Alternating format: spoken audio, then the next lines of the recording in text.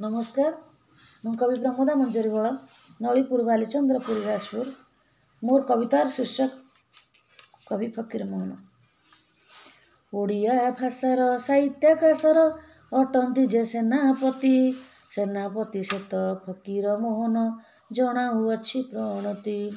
लक्ष्मण चरण और सरुजात माता जे तुलसी देई मकर संक्रांति दिवस से जात संक्रांति पुरुष सेही 1843 मसीहारे जानुआरी 13 तारिख मात्र 3 वर्ष बयसरे पिता माता को हराई से अनाथ।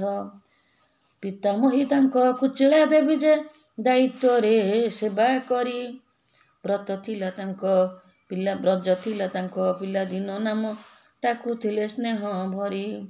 8 वर्ष जाए रुगिणा होइले माता मही शोक भरे कोटि दियंकर पाखे मानसिक शेषे फकीर को बिकी देले। सेही दिन ठारू फकीर मोहन नामर परिवर्तन तांको गुण ग्राम साहित्याकाशरे सदा जे जाजुल्यमान। जीवन मरण समस्या मध्यरु बहुबार जीवदान पाई रहिथिले भाषार जनक नाम फकीर मोहन।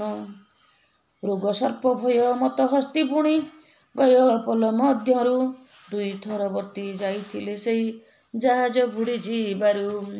पड़ोशी भाषार उन्नति मध्यरे नथिला आमर भाषा बंगीय भाषिले ओडिया नुहई गोटिए स्वतंत्र भाषा नथिला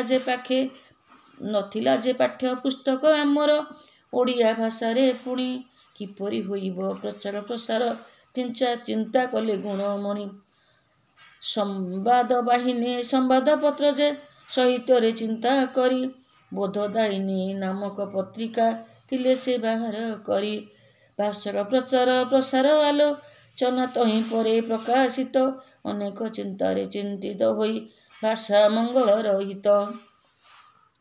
भंज साहित्य अभिमन्यु साहित्यर मूल्यबोध समस्त ओडिया बुझिबा पाई कि थिला जे तही दुर्बोध्य।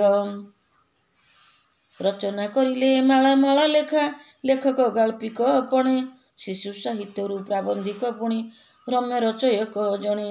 गल्प माध्यम रे समाजर नारी शिक्षार प्रचार पाई रेवती गल्प साहित्याकाशरे अछि ध्रुव तारा होई। जहाँक संग्राम बलरे अनेक कवि भावुक बाहारी झास देइथिले भाषा संग्रामे अनेक कषण बरी। सार्थक होइछि श्रम तांकर भाषा पाउछि सम्मान बंचाई रखिबा भाषा को आमर भाषा आम स्वाभिमान। बालेश्वर पंगाउण बालेश्वर राहाजानी मौनामणि मौनी पुनर्मूषिक भव लिखिथिले पेंटेड मेडिसिन।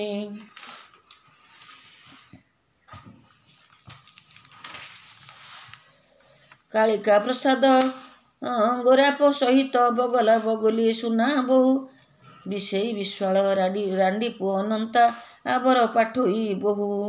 धोलिया बाबांक कहानी बीरेई विश्वाल आबर अनेक कथा सभ्य जमींदार अधर्मवित समाज को नुआ वार्ता अन्याय अधर्म विरुद्ध रे स्वर उत्तोलन करिबारे भाषा जागरण फकीर मोहन आम ओडिया जाति रे अमर अछंती अमर रहिबे ओडिया भाषींक